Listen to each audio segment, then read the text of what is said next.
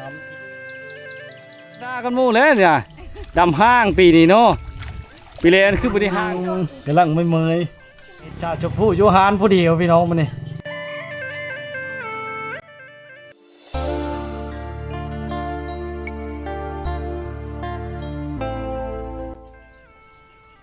กับทักทายชาวบ้านดีFCทุกคนนะวิดีโอนี้เฮาก็มาอยู่ที่บ้านท่านนางล่าวเมืองเวลาบรีแข่งชนะเขตทุกคนเขตสุมวังเนาะนำพาพี่น้องมาตามติดวิถีชีวิตภาพบรรยากาศยามแรงๆให้พ่อแม่พี่น้องในบ้านที่ตาเฮาชมเนาะแถวบ้านเฮาแถวเมืองการสะพอนนี่เขาเจ้าพระท่านได้ดำหน้าในพี่น้องพลกับบ่ทกแต่มาบ้านท่านนางล่าวนี่ถือว่าแต่6 ปีขนาดเยอะแล้วเมื่อไหร่มาเนี่ยพี่น้องเขาเจ้าดำหน้าเนาะเนื่องจากเขาเจ้าได้นำท่าอุดมสมบูรณ์เนี่ยแล้วก็วิวภูเขาธรรมชาติที่สวยงามเนาะในยามแรงๆพวกเขาเจ้าดำหน้าคือสิแล้วมาแล้วพี่น้องมาเนาะกระโดดแล้วบริมาอัปเดตทางบ้านเขาเจ้านี่เป็นทางยางมาต่อยน้ำไหลไผ่สว่างถือว่าอุดมสมบูรณ์แท้พี่น้องเลยเขตชนเผ่าพุทธไทยเขตนี้เนาะนะช่องภาคค้างนี่จะเต็มไปด้วยน้ำไหลได้น้ำไหลที่ดีงามมากเขตนี้นี่การดำหน้าเนี่ยอาจจะแตกต่างครับแถวบ้านเฮาได้เพราะว่ากาเขาเจ้ากับเขาเจ้าเฮ็ดกาถุนนะน้ำเมาหลังจากใส่คาดแล้วเฮ็ดคือมันงามพี่น้องลกขึ้นมาแล้วก็มาดำเลยคนลกกาหน่อยดำกระดำห้างพี่น้องเลยเฮ็ดลกโต้งลังเต้งอยู่นี่นะนี่บอกว่าถึงเป็นทันเป็นเทวได้พี่น้องเลยแต่ว่าคล้ายๆกันนั่นแหละดำหน้าก็ได้ชนเผ่าพุทธไทยบ้านเฮาเนาะแต่ยอมครับแถวนี้วิวธรรมชาติที่สวยงามขอไทยเด้อ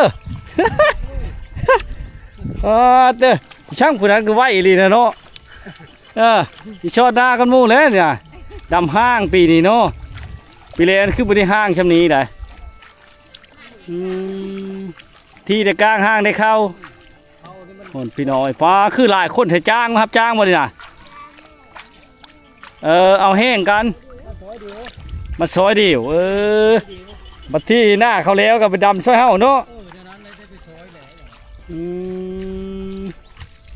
โอ้พ่นกระตกเลยพี่น้อยเพราะจะมาฮอดโอ้พ่นไล่นะพวกทั้งพุ่นจะเป็นคึมอยู่ทั้งภูเขาเนาะพ่นตกบนโทพาแต่บริยานให้หน้าแถวนี้นะเป้งน้ำเขาโลดพี่น้องตกบ่ว่าเนี่ยทางนี้นะแถวบ้านเขาคือบ่ตกบ่จะไทยฮุดกันยังเงี้ยบีไทยเตะเธอเลิกนั่นแหละบ่แล้วช้ำนี่นะไทยหน้ากันอยู่บ้านนะพาผู้ช้างเฮพานั้นพี่น้องพ่นบ่ตกมาพี่ดมสมบูรณ์ก็ได้หาพ่นบ่ตกก็ได้ดำหน้าแถวนี้นะพี่น้องเอ้ยผู้ที่มาหลายๆนะครับเจ้ามาเอาแห้งเดียวบางเจ้ากระจ้างนะจากวันเทเลอร์และแถวนี้พี่น้อยพี่จะแพงและปัจจุบันนี่เงินขึ้นเงินมาลงเลยโอ้ทั้งนั้นก็ลิ้นรถไถอยู่พี่น้องกำลังฝึกซ้อมด้วยนะกำลังฝึกซ้อมพี่น้องเลย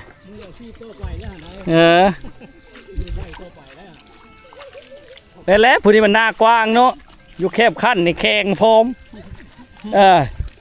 เลือกก็มีอยู่แล้วอยู่แคบนี่จอนเขาพี่น้องแถวนี้น้ำท่าโดยสมบูรณ์ให้เขาเจ้าในดำหน้าแล้วไหว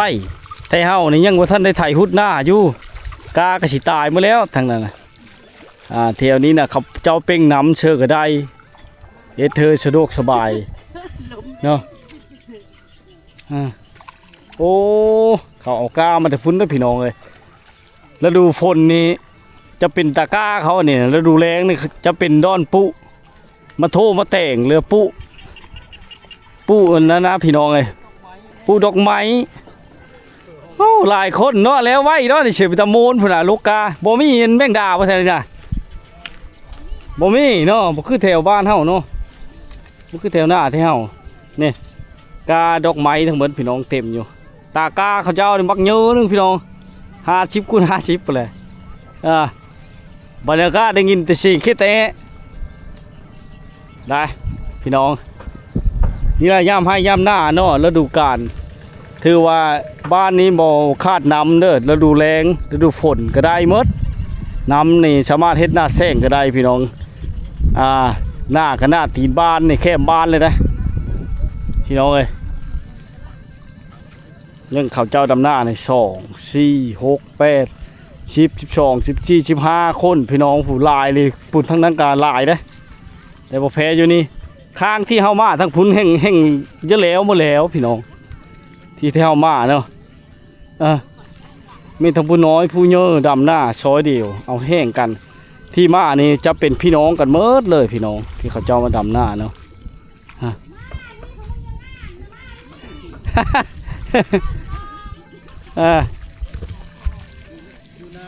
โอ้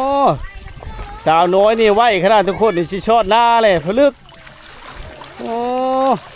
บ่มีปีอีกที่นี่เนาะโอ้ทางนั้นฝนตกพี่น้องเลยบรรยากาศไกลๆเนี่ยมันขาวๆมองๆอ่ะฝนตกทางนี้เขาแล้วมาแล้วนี่พี่น้องดำห้างได้ปีนี้ปีก้อนนั้นเข้ามาเห็นนี่ดำที่แน่พี่น้องนี่เราบรรยากาศได้ยินแต่เสียงแค่แต่ห้องเชี่ยวอยู่เนาะได้น้ำเขาเจ้าจะมีคู่เฮือหน้าเลยถ้าบ่มีเขาเจ้าก็ปิ้งมากนะมันมีน้ำมาคล้องที่บ่มีการบกแห้งไหลตลอดปีเพราะว่าสิเป็นฤดูแล้งฤดูฝนนี่จะเป็นขั้นหน้าใต้ย่างลัดเมื่อบ้านนี่พี่น้องลัดแต่ทางเมื่อบ้านเนาะจะเป็นห้อมแบบนี้แหละย่างเอาจะเป็นย่างเนาะได้โอ้ท่านนั้นก็เฮิร์นเขาเจ้ากำลังเริ่มเอ็ดมือได้ค่อยขยายไปเท่าน้อยพัฒนาเท่าเล็กเท่าน้อยนะอากาศนี่เย็นดีพี่น้องน้ำท่าอุดมสมบูรณ์ชุดยอดเนาะถ้าเขาได้มาสัมผัสตัวจริงแล้วถือว่าอยากมาอยู่อยากมาเที่ยวมาชมเนาะมาได้ตลอดปีพี่น้องเราดูแลก็มาได้เราดูฝนก็มาได้ถ้าอยากมาเที่ยวชมแล้วก็มีภูเขาที่งามเนาะให้ได้เบิ่งได้ชมเนี่ยเป็นผาบุญเนาะแล้วก็มีพระธาตุนางลาวเป็นสิ่งศักดิ์สิทธิ์คู่บ้านคู่เมืองของชาวพุทธไทยก็เขาของเผ่าพุทธไทยพี่น้องเนาะฝนก็ยิบน้อยนึงพี่น้องฝนไล่เนาะฝนตกห้ามแท้ๆมันนี่จุ่มนี้โบราณไปเลยพี่น้อง7 คนนึงนี่นะช้างผู้นี้มันหน้าป้าไอ้เพื่อผู้น้าผู้นี้นะว้าเนี่ยกาคอยดำมาเลยพี่น้องเด้อมาดำหน้าซอยเดียวเนาะดำหน้าสามัคคีได้คีนี้เขาดำหน้าซอยเดียวเอาแห้งเดียวนะยังนำใช้แบบดังเดิมอยู่ตะกี้บัดที่ฮอนหน้าตัวเองก็สะดวกสบายนิดนึงมู่ไปซอยบัดที่หน้าตัวเองแล้วก็บ่สะดวกสบายอุกใจไปนิดนึงได้ซอยมู่แล้วบาดไปช่งแห้งใครด้อดำหลายคนที่ชะโมนเนี่ยผมเอ้ยไปเลยได้คือใครแน่ได้ยังมีหอยเพราะว่านี่โอ้มีหอยพอได้พี่น้องเลยนี่เอาคลองมาเลยคัดคลองนอกเก็บชื่อคลองเมื่อพร้อมเมื่อแรกก็ต้มตำเชื่อมหุ้งเนาะผู้สาวก็มีกว่าดำหน้าเลยนะมีเลยเนาะผู้สาวทั้งมดปลาแกนผู้สาวทั้งมดผู้สาวดำหน้ามาเบิ้งรถพี่น้อง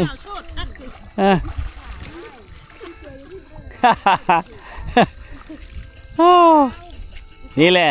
พอดีเห็นเขาเชิงหงเห็นเนาะพอดีได้ดำหน้าเลยแล้วก็แล้วบ้านสบายแท้เฮาเชิญยังดินพงกุ้นอยู่บ่มีน้ำเฮ็ดนั่นเลยเขามานี่ได้เลี้ยงเขาเลี้ยงน้ำบ่มาดำหน้าซอยน่ะกินเฮิดเพิ่นมันมีแต่มันส่งแห้งอีชื่อหรือย่ากินแต่น้ำเนาะต่างเลยพี่น้อยบ่ได้เลี้ยงปิดเลี้ยงไก่เลยขันย่ามจะเลี้ยงปิดเลี้ยงกินเป็ดกินไก่อะไรย่ามบุญพุ่นเนาะย่ามบุญเลยได้กินมาทำหน้านี่จ้างบ่ได้กินแล้วต้มเป็ดเนาะมากินเฮิดเพิ่นมันฉันพี่น้องไงตั้งขนาดแท้นี่ขันกินเหล้ากินเบย์ระยะตะมูบ่ได้กินน่ะโทษเอาอยู่เชื่อกะมาดำหน้าพัดกินเฮิดเพิ่นมันโอ้นี่แหละบรรยากาศที่แตกต่างกันได้ขันแถวบ้านเฮานี่ จ้างได้พี่น้องวันช่องเชนนี่แหละปีนี้แต่ว่าต้องได้เลี้ยงเขาเจ้าเนาะคันบ่ซังกะอาหารในแถวบ้านค่อยเองนี่พี่น้องเอ้ยบางเทื่อก็ต้มเป็ดเทื่อก็แกงหน่อไม้ตามผู้ใดผู้มีเนาะบางเทื่อก็ต้มเป็ดพุ่นแหล้วพี่น้องบางเทื่อก็ลาบชีนโง่แถวนี้นี่เจ้าบ่แม่นแบบนั้นพี่น้องเขาเจ้าจะกินเฮินเพื่อเฮินมันมาดำซอยชื่อแต่กานี่คือชิโลกสบายสิเจ้าเฮ็ดแบบนี้เนาะแบบบริวารน่ะเนาะนำเนาะว่านนะถึงว่าน ว่านบ่ว่านคือดีแถวที่ค่อยก็ว่านคนขี้คานว่านน่ะแถวชลลายนี่มีแต่ซักแถวนี้กับแถวพุทธไทยแถวนี้น่ะมีแต่ซักนะค่อยเห็นนะชลลายบ่อยู่ชูว่านหน้าแล้วพายได้เชือกเขาวาดเอา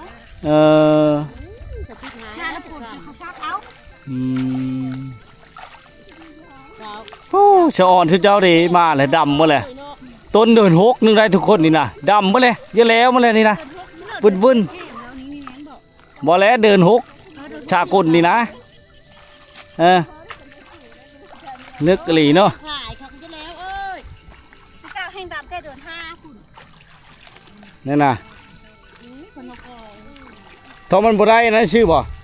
มันบ่ได้กล้าชื่อบ่จังดำลานี่นะการได้บุญบั้งไฟการบุญบั้งไฟเอาบุญบั้งไฟลานเนาะนี่แหละบรรยากาศการดำหน้าของเขาเจ้าพี่น้องจะคึกคืนไปโดยเฉพาะว่าเขาเจ้าจะต้องได้ไปซอยเดียวนะหน้าตัวเองไปแล้วก็ย่าต้องได้ไปซอยมู่ก่อนทายังบ่ฮอดกำหนดมัน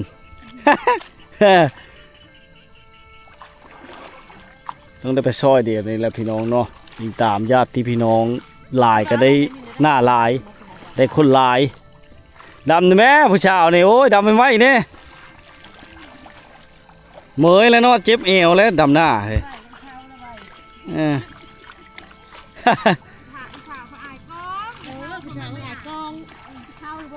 บ่เห็นเนาะเชื่อคุบอยู่บ่เห็นเท่าหน้านี่นะ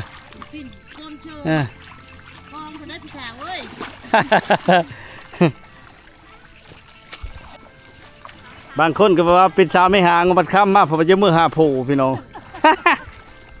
หางแต่ตอนดำหน้าชื่อมือแรงมากไม่โผแล้วเขาเจ้าออกกามานะพี่น้องมันบอกพ่อเนาะผู้ลกกับลกพี่น้องเลยลายคู่ลายคนมาซอยเดี่ยวนี่แหละบรรยากาศเนาะถ้าได้เข้ามาสัมผัสตัวจริงกระม่วนไปแบบชีวิตชาวนาหลังชูฟ้านาสู้ดินเนาะแล้วก็มีวิวธรรมชาติที่สวยงามเลยบ้านนี้เถอะวิวก็งามน้ำท่ากะอุดมสมบูรณ์ภูเขาอ้อมล้อมแล้วก็เต็มไปด้วยท้องหน้าพร้อมทั้งในเขาเขียวงามพี่น้อง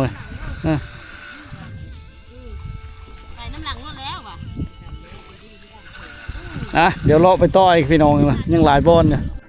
เธอว่าในปีนี้นี่อยู่ในบ้านท่านนางล่าวนี่แหละที่สำเร็จการปักดำเข้าหน้าปีนี่แล้วไว้ที่ชุดพี่น้องเนาะเพกติต้นเดินหกชื่อกันแล้วแหละทางบ้านเฮาพระท่านได้ไทยฮุดอยู่พี่น้องเลยทางเมืองอัศพรเนาะมาฮอดทางเมืองวิลาบุรีนี่แล้วพี่น้องมาเฮ็ดเวียกเฮ็ดงานท่านี้ก็ได้โอกาสมาถ่ายทอดวิถีชีวิตชาวไร่ชาวนาเขตนี้เขาเจ้าจะสามัคคีกันอะไรนะตกเป็นเฮิรน1 คน2 คนปานนั้นพี่น้องเลยมาซอยเดียวหลายคนมันก็แล้วไหวเนาะถ้าว่าหน้าเขาแล้วไหวก็ได้โอกาสหน้าเฮาแล้วไหวคือกันมาซอยเดียวเอาเลยมียังเอาไปพุ่นบ่อนี่พะโอ้จะแบ่งกันบ่เนี่ยตกกาน้ำดีอยู่บ่โอ้มาบัดนี้เรียบร้อยพี่น้องชำเร็จไปที่ให้หอยนี่ขึ้นเจ้าเชี่ยวเลยบ่ได้ไปลงต่อพุ่นบ่ซานะทางเขาบ่ทันได้แล้วได้อยาก3 หือพุ่นคนละทีมงานโอ้นี่กาเลยเขาแช่ไว้แบบนี้แหละพี่น้องเลยแช่ไว้แบบนี้แหละเนาะตากาก็อยู่กับเคอนี่นะแต่บ่งามไปเลยบ่นี่นะพี่น้องคือจะแม่นเขาเจ้าบ่เชื่อผู้บ่แท้นี่ เมื่อยเอเล่พี่น้องเอ้ยกับบริยะบริชาเนี่ยหลังจากแล้วก็ผู้แนวเย็นๆกับยูฮานอยู่ตัวหน้านี่โลดบอลดำหน้านี่ สบายโลดผู้มีหยังกันนี่จ่ายเช่ๆปาเด้อเข้าหานเลยนี่เนาะโอ้ผู้ต่างซอยเดียวนะพี่น้องกันทั้งหมดละมาเนี่ยเนาะสำเร็จไปที่หมอเพราะท่านได้ค่ำไปเลยตะเว้นปุ๊หัก4 โมงปลาย5 โมงแล้วพี่น้องเขาจะดำหน้าเนาะเนื่องจากว่าหลายคนซอยเดียวเมื่อแล้วบ้านนี่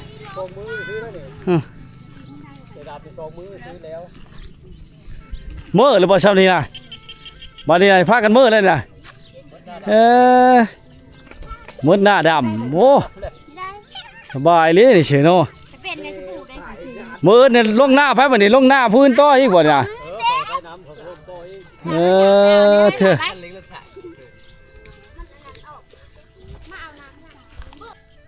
หลังจากขึ้นแต่ให้แต่หน้าพี่น้องไอ้เล่าก็เก็บมาคิดนี่เมื่อกินมาเพชร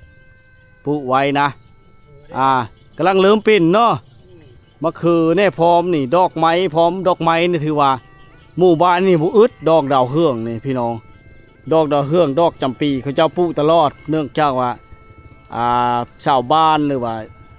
พี่น้องทางยุเคอยุไก่ฟังภายในหรือก็ต่างประเทศมาขอพ่อประทัดนางลาวเฮ็ดเธอเขาเจ้าได้ปลูกไว้ตลอดมีขันมะเป่งขัน5ขัน8อย่างต่างๆดอกไม้ต้องไปถวายขอพรน้ำชิงชักชิดแถวนี้แล้วก็ไกลวิวภูเขาที่สวยงามถึงว่าบ้านที่อุดมสมบูรณ์ที่สุดนะมีแต่บ้านธาตุนางลาวนี่ก็บ้านนาเตอร์พี่น้องที่ข้าพเจ้าได้มาเห็นเนาะเนื่องจากว่าน้ำนี่อุดมสมบูรณ์น้ำท่าอุดมสมบูรณ์ตลอดปีบอกว่าชีฤดูแล้งฤดูฝนสะดวกสบายลายอันลายย่างพี่น้องเนาะ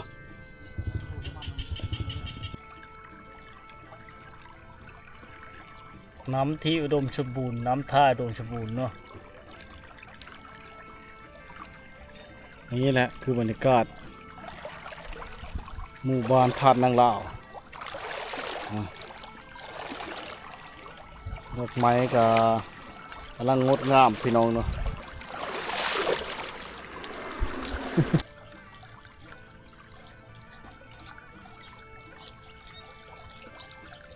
ป่าดอกไม้ที่สวยงามบรรทัดนางลาวพี่น้องวิวภูเขาที่สดชื่นแจ่มใส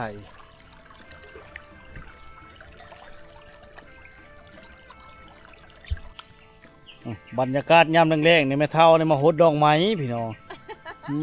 ฝนตกบ่แห้งไปเลยได้หดตื้มนี่บ่เนี่ยนี่แหละไม่ได้โพสต์แล้วมื้อนี้เก็บดอกไม้เมื่อขายเก็บได้เก็บเนาะ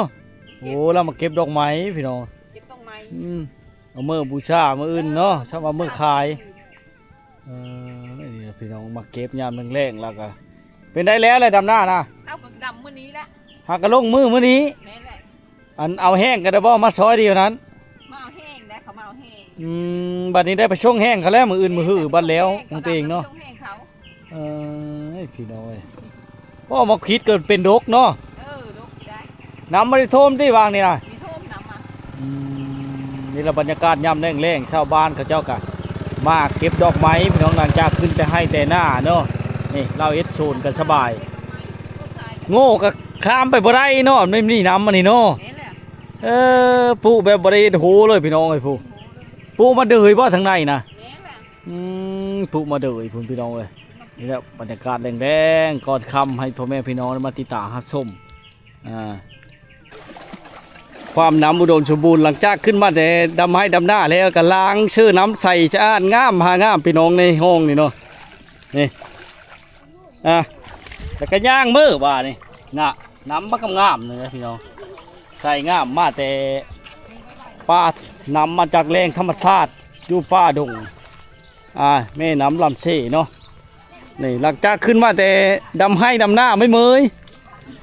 หานก็อยู่ในตอนได้เลยนี่หานสาวชมพู่นี่นั่งอีกพี่น้องคนว่ากำงามเลยปั้นเพราะไอ้ผู้ไม่ขายผู้ไม่ขายเป็นราคาดีว่าผู้ชายคนงาม มินิคายไปเลยมันนี่เมยเฮ้เต้นบ่ได้ดำบ่หน้านะยังบ่ทันดำแล้วแหละ หาวแห้งหาก็ได้พักมือ หากก็ได้พักมื้อนี่ถือว่าโชคดีจะได้มาเนี่ยเห็นแล้วเนาะเห็นนางเอกอีกเลยกำลังไม่เมยหากก็ได้พักพรถือว่าหน้าพี่น้องอะมันบ่มีน้ำบ่จังได้พักมื้อนี่นะ เม้นแบบชักกาตัวเองดิ เราจะเป็นได้โจ๊กเขาก็มาซอยบ่เนี่ยชักกาตัวเองนะ ค่อยไปหาเอาแห้งเขาสิเอาแห้งพวกเราอยู่แบบนี้นะ บัด ได้4-5 มื้อแล้วก็มาพักมา เอาเจ้านะฮะกระซักบัดนี้พอแห้งจากขีดดำยังอีกเป็นชองชามทิศพุ่นแล้วเนาะ น่าจะเพราะว่าฝนมันมีตกเซื่อ หน้าเจ้าน้ำบ่มีห้องน้ำนี่บ่ หน้าบุหน้า ทางไปผู้อยู่ผ้าผู้แค่ผ้าผู้ ไม่ได้น้ำทำผมนะ แสดงว่าดำแต่หัวปีนี่ดำแต่คือบ้านนี่เนาะ ชาว ดำ บ้า แต่ นนี่แสดงว่าปีมันหน้าน้ำผายเขาบ้าน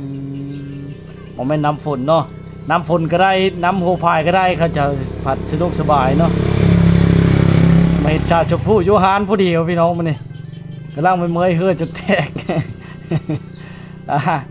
โอ้ยนี่แหละเนาะบรรยากาศมาเห็นข้าเจ้าดำหน้าปีแล้วบรรดานี่แหละบ้านข้าวขาวสาวงามพี่น้องส้นเผ่าผู้ไทยเฮา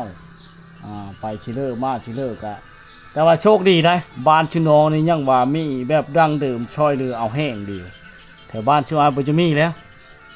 แถวนี้ยังมีอ ปี ยู่ นี้เขามีให้เอาขันมาแบบหลายคนนะแบบเฮิร์นหลังนึงมา2-3 คนเหรอเขาไม่เอา เอาแต่ผู้เดียว อ่า ยันบไหวไปช่อยเนาะ ปีกายนี่นะ สมมุติว่าอันเฮิร์นเฮานี่ไปช่อยเขาหลายคนเลยเขาจะได้มาช่อยหลายคนบ่บัดที่เฮานะ แบบนั้นบ่ สมมุติดีเด้อ เขาไป2 คนแล้วเขาไปเช้านึงเลยเขาไปคนเดียวเขาได้ส่งแห้งมันมือ นั่นน่ะโอ้เฮ็ดให้ยากต่อการช่วยเหลืออีกยันมันบ่ทวงบ่ทันเด้เนาะเขาก็ คือปีกายเนี่ยเลยหน้าคนนี้นะแล้วต้องมาเขามาเอาแห้งแบบหลายคนเลยนะมาขับเสา อืม คนหลังนึงมา2-3 คนเลยมาขับเสาขาดเอง โอ้5โมงซำนี้เนี่ยเขาขึ้นแล้วแช่ๆเนาะคันแล้วไว้แล้วขึ้นไว้นั่นบ่ แล้วก็ขึ้นไว้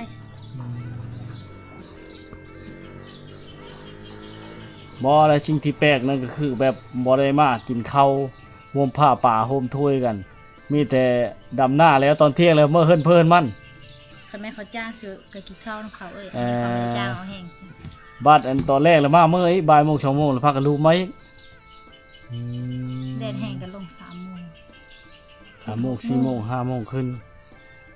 อันนี้มันแล้วไว้ชื่อเขายังขึ้นนี่เนาะถือว่าสำเร็จหน้าแล้วนี่ นี่ยังเฮตะกา ยังแต่ตะกร้าชื่อจงไว้ให้เขาบ่กามันเลยนะ เพื่อจะ หรื ได้ อว่า เลือกเขามาเอา หรือว่าชื่อเอาบ่แม่นเนาะแถวนี้เนาะ จะได้มาเอามันเหลือเด้ หรือบ่หลายๆเลยก็ จะได้เขามาเอา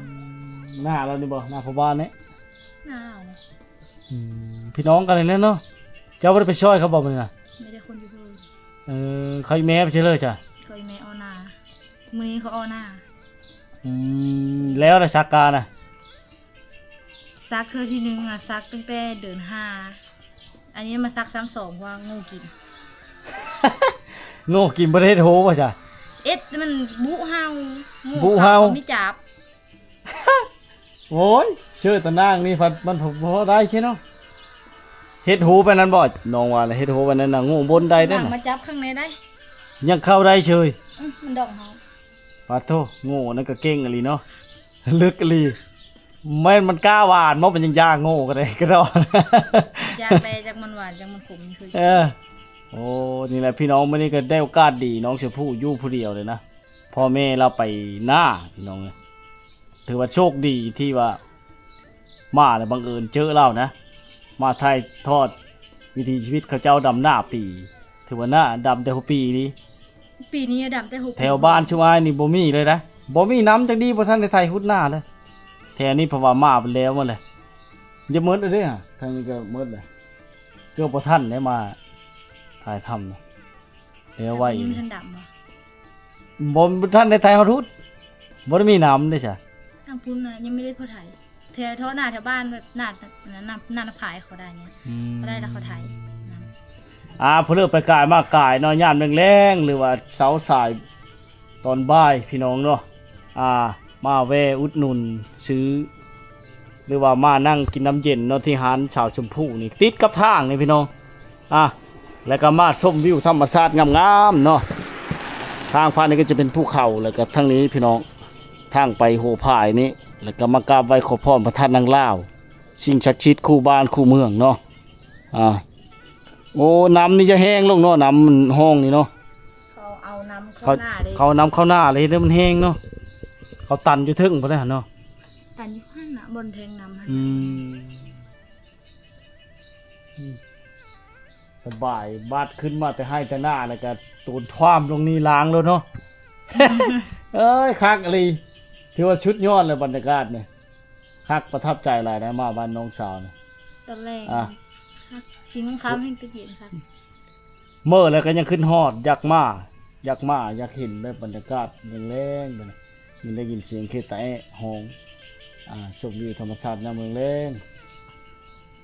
ขอบใจหลายๆผู้ชายคนงามมื้อหน้าสิมาเยี่ยมมายามใหม่เด้อ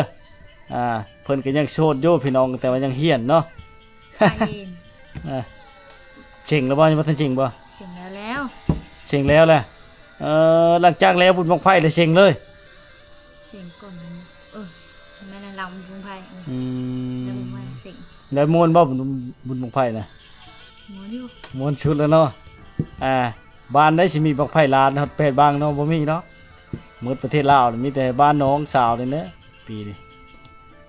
เดี๋ยวมื้อหน้าสิมาแวะมายามใหม่ขอบใจหลายๆไปก่อนน้องชาวคนงามเลย